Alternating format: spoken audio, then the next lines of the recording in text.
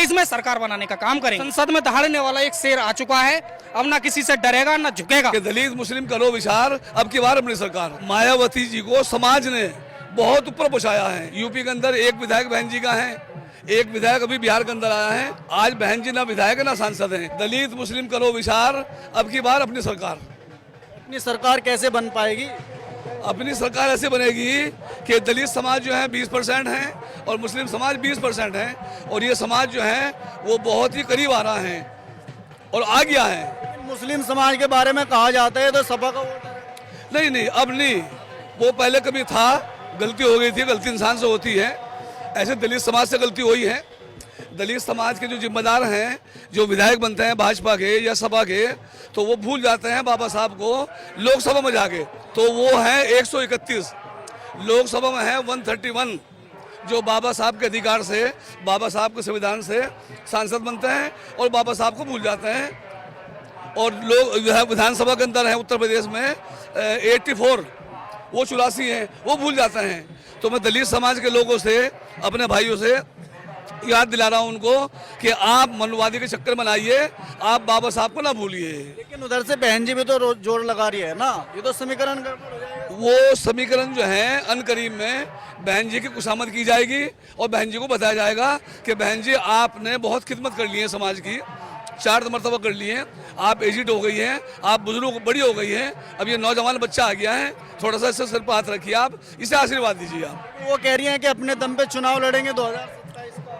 नहीं, 2027 में बहन जी अपने दम पर लड़ेगी। तो आज बहन जी ना विधायक हैं ना सांसद हैं।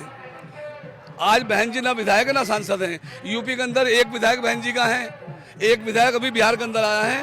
ओनली 2 विधायक हैं। 2 विधायक से कुछ नहीं होता है। समाज साथ जल चलता है तो वही मायावती है जो कई बार जो है मुख्यमंत्री बन चुकी है। मायावती जी को समाज ने बहुत ऊपर पहुंचाया है, बहुत ऊपर पहुंचाया है। और एक मरतबा बहन जी जोश में आ गई थी और उन्होंने घोषणा की थी कि अब के हम प्रधानमंत्री के दावेदार हैं, और उनका हक भी है, बहन जी का उनका हक भी था। तो अब बहन जी को चाहिए कि वो चंद्रशेखर रामन आज़ाद को, क्योंकि युवा भी हैं, एडवोकेट भी हैं और उनकी मूछें बड़ी बड़ी हैं, मूछें बहुत बड़ी रखते हैं वो, तो उनको मौका देना चाहिए। समझ गए जी? आप किस तरीके से यहाँ तक पहुँचे? आपसे डायरेक्टली चंद्रशेखर से जुड़ना चाहते हैं या किसी और पार्टी के जरिए से आप लोग यहाँ? नहीं, मैं ऐसे पहुंचा हूँ कि दलित मुस्लिम करो विचार, अब की बार अपनी सरकार। अगर हमने विचार ना किया तो दलित समाज नष्ट हो जाएगा, मुस्लिम समाज नष्ट हो जाएगा, ईसाई समाज नष्ट हो जाएगा और आदिवासी नष्ट हो जाएंगे, और सिख समाज जो पंजाब के लोग हैं वो भी नष्ट हो जाएंगे। तो इसलिए ओवैसी जी को और चंद्रशेखर रामन जी को, इनको साथ आना पड़ेगा। ये जितना देर कर रहे हैं आने में, ये समाज का नुकसान हो रहा है, मुस्लिम समाज का नुकसान हो रहा है और दलित समाज का नुकसान हो रहा है। तो मैं आग्रह करूंगा भारत के तमाम दलित समाज के लोगों से और तमाम मुस्लिम समाज के लोगों से, पिछड़ों से, 80 पिछड़ों से, आदिवासी से, बौद्धिस्ट समाज से, कि वो जल्दी करके एक जगह आ जाएं, वो जल्दी से एक जगह आ जाएं। अगर एक जगह आ भी गए, लोकसभा चुनाव का अगर रिजल्ट देखा जाए तो समाजवादी पार्टी महागठबंधन जो है वो काफ़ी बढ़त बनाए हुए है, और अगर ये साथ आ भी गए तो उससे क्या फ़र्क पड़ने वाला है?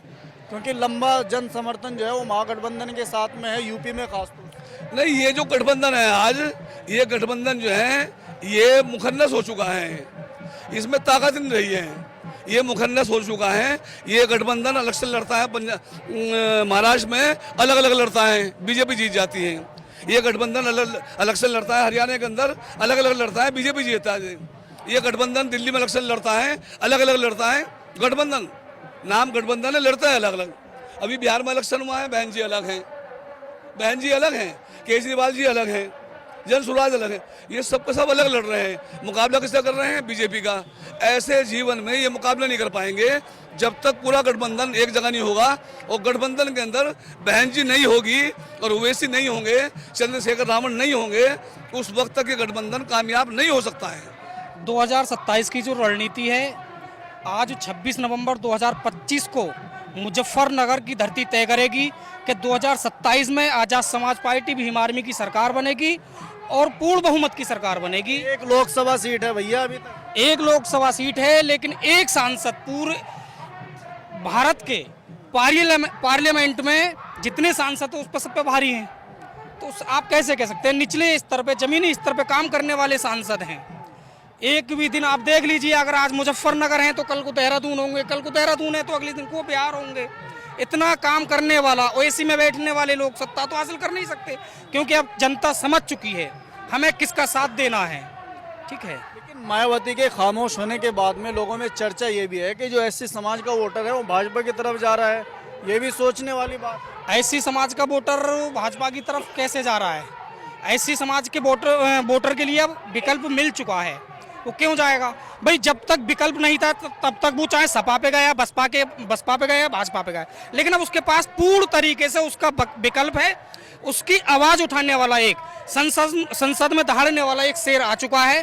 अब ना किसी से डरेगा ना झुकेगा। एससी समाज, आजाद समाज पार्टी भीम आर्मी के साथ जुड़ गया है और दलित मुस्लिम भाईचारा के साथ 2027 में सरकार बनाने का काम करेंगे।